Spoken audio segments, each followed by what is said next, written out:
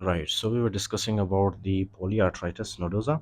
अच्छा, usually middle aged mails में होता है ये, राइट? मिडल एजड मेल्स में होता है। Hepatitis B sero positivity in 30% of the patients. Okay. अच्छा, ये जो पेशेंट्स होते हैं इनमें मोस्टली क्या होता है? Hepatitis B, right? Hepatitis B इनको हुआ होता है, अंडरस्टूड? इनके सीरम में जब आप चेक करोगे तो सीरम के अंदर क्या मिलेगा? हेपेटाइटिस बी आपको पॉजिटिव मिलेगा, अंडरस्टूड? अच्छा, अब ये जो पोलीआर्थराइटिस नोडुज़ा है, ज़ाहिर सी बात है इसमें क्या होता है? Inflammation, understood? अब इन्फ्लेमेशन में क्या होगा? हमारे कुछ वाइट ब्लड सेल्स आते हैं, right? White blood cells normally क्या करते हैं? ये कुछ साइटोकाइंस रिलीज़ करते हैं, अंडरस्टूड नाउ? साइटोकाइंस जैसे कि interleukin 1, interleukin 6, different types of cytokines release करेंगे। अब ये जो साइटोकाइंस होते हैं, these cytokines sometimes they will go in the brain, especially which area of the brain? The hypothalamus, okay? यहाँ पे होता है हाइपोथैलेमस। तो ये साइटोकाइंस जाते हैं हाइपोथैलेमस के ऊपर और हाइपोथैलेमस का जो टेम्परेचर रेगुलेटर सेंटर है उसको जाके डिस्टर्ब करते हैं, राइट? वहाँ पे जाके क्या करते हैं ये? वहाँ पे जाके ये टेम्परेचर को इंक्रीज़ करते हैं। टेम्परेचर को इंक्रीज़ करने की वजह से पेशेंट के अंदर क्या डेवलप होगा? Fever, okay? इसी तरह से वेट लॉस भी होगा पेशेंट को। बीमारी के अंदर फॉर एग्ज़ाम्पल ज़ाहिर-सी बात है there are so many diseases जिसके अंदर आपका दिल नहीं करता खाना खाने का, राइट? सो वेट लॉस होगा पेशेंट का, मलेस होगा पेशेंट एंड हेडेक होगा पेशेंट को। अंडरस्टूड? अच्छा, अब नेक्स्ट जो आपने याद रखना है the very very important clinical features. The very first one is the GI, okay? यानी कि गैस्ट्रोइंटेस्टिनल। ये मैंने आपको बताया था कि ये जो पेशेंट्स होते हैं ज़ाहिर-सी बात है कि अच्छा, कुछ ब्लड वेसल्स होते हैं जो कि इनके गैस्ट्रोइंटेस्टिनल ट्रैक्ट को जाके सप्लाई करते हैं। जब उन ब्लड वेसल्स के अंदर अल्सर फॉर्मेशन या तो फिर किसी किस्म का इन्फ्लेमेशन, फिब्रिनॉइड नेक्रोसिस होता है तो वहाँ पे उस ऑर्गन को सही से ब्लड नहीं पहुँचता, राइट? जिसकी वजह से क्या होगा? एक तो हेमोरेज या तो फिर अल्सर बनेगा, अल्सर के बाद ये हेमोरेज में कन्वर्ट होगा, राइट? या तो फिर एब्डोमिनल पेन होगा पेशेंट को, राइट? अच्छा, कहाँ गया ये? यस, एब्डोमिनल पेन या तो फिर मेलेना होगा। अब मेलेना का मतलब क्या है? जब स्टूल पास करता है पेशेंट उसमें जो है डार्क ब्लड होता है, राइट? दैट एक्चुअली इंडिकेट्स कि इस पेशेंट को अपर जीआई ब्लीड है। अगर आपको फॉर एग्जांपल स्टूल के अंदर फ्रेश ब्लड मिले उसको हम कहते हैं हेमाटोकेजिया, right?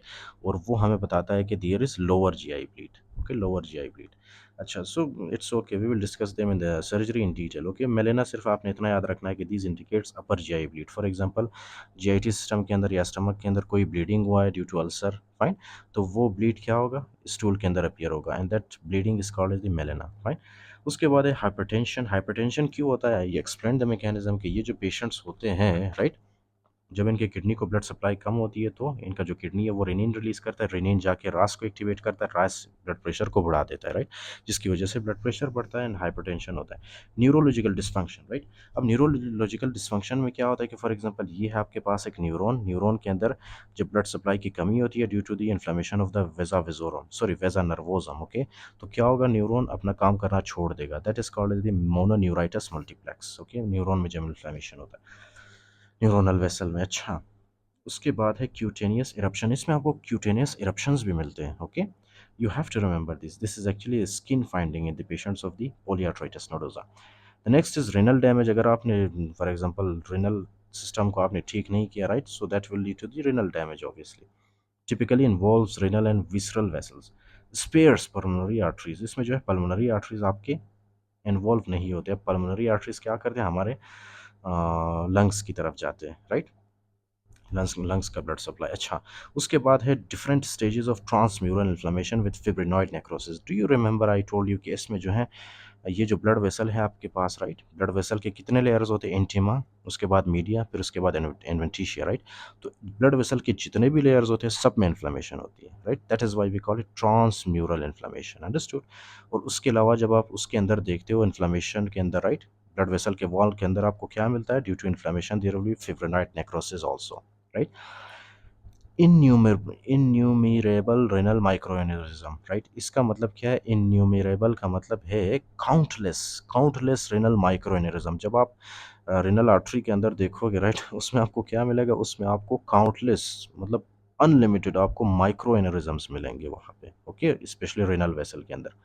And spasms on arteriogram. जब आर्टीरियोग्राम के थ्रू आप देखोगे तो उसको आप उसमें आपको क्या मिलेगा? Spasm, right?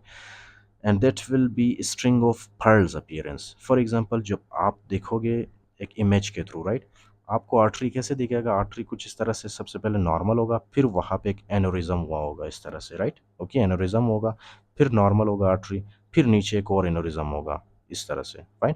फिर नॉर्मल होगा आर्टरी, फिर एक और एनोरिज्म होगा, फाइन? ओके। तो स्ट्रिंग ऑफ पर्ल क्या है? एक किस्म का पौधा है। You can search in the internet, right? ये जो वेसल्स होते हैं वो कुछ इस तरह से आपको दिखेंगे स्ट्रिंग ऑफ पर्ल्स की तरह, फाइन? जब आप आर्टीरियोग्राम करोगे। अच्छा, तो ये है पॉलीआर्थराइटिस नोडोज़ा। उसके बाद जब हम ट्रीटमेंट की बात करते हैं पॉलीआर्थराइटिस नोडोज़ा में, सबसे मोस्ट इंपॉर्टेंट ट्रीटमेंट क्या है? ग्लूकोकोर्टिकोइड, या तो फिर आप साइक्लोफॉस्फेमाइड भी दे सकते हो, okay? So polyarteritis nodosa usually affects the skin, that basically means S for skin, K for kidneys, I for intestine and N for nerves, okay? मोली क्या था इसका नाम? Mononeuritis multiplex.